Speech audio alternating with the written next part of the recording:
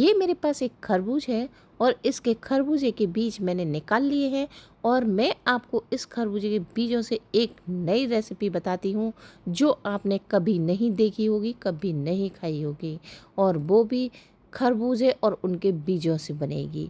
तो यहाँ मैंने खरबूजे के बीज निकाल लिए हैं और निकालने के बाद किसी छलनी में डाल के और इस तरीके से गूदे से बीजों को अलग कर सकते हैं, जिस तरह से मैं अलग कर रही हूँ। बहुत से लोग कहते हैं कि बीजों को कैसे साफ़ करें और गूदा कैसे हटाएं बीजों के ऊपर से।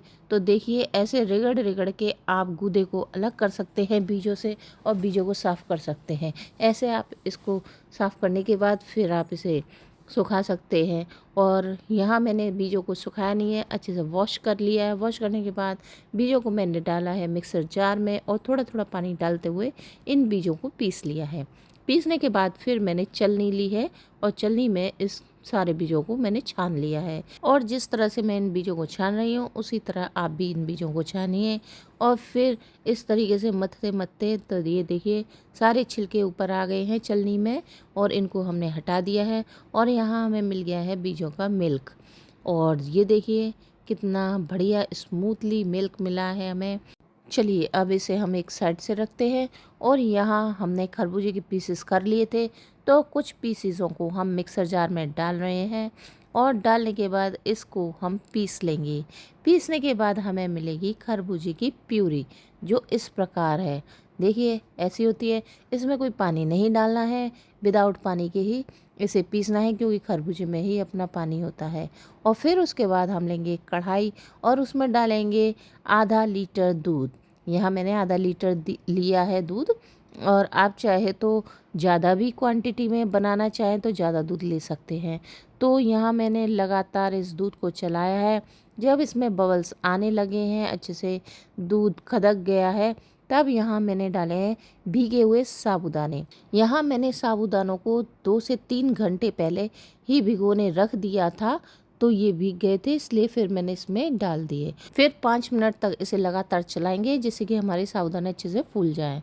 और यहाँ हमने ली हैं 4-5 इलायची और इन्हें खल्लड़ में डाल के हमने कूट लिया है।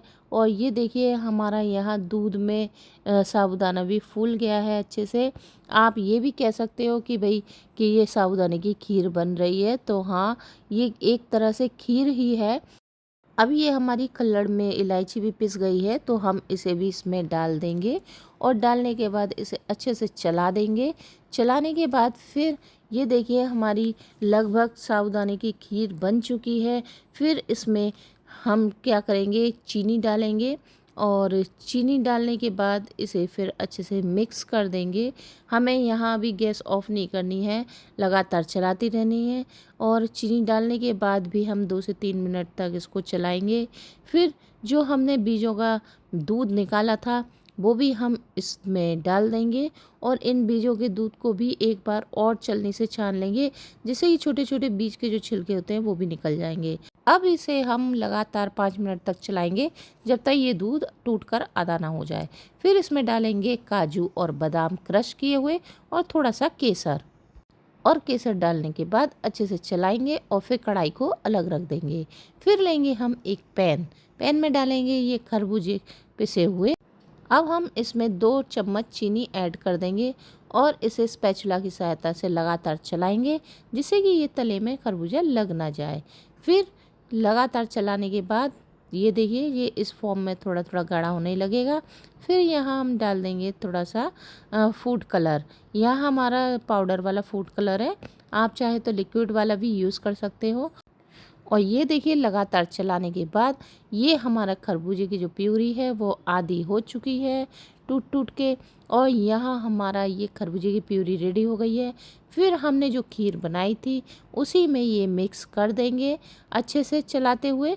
अब ये हमारी मिक्स हो चुकी है, तो अब क्या करेंगे, इसे हम ठंडा होने रख देंगे। ठंडे होने के बाद 2 ग्लास लेंगे, आप चाहे तो बाउल भी यूज़ कर सकते हो।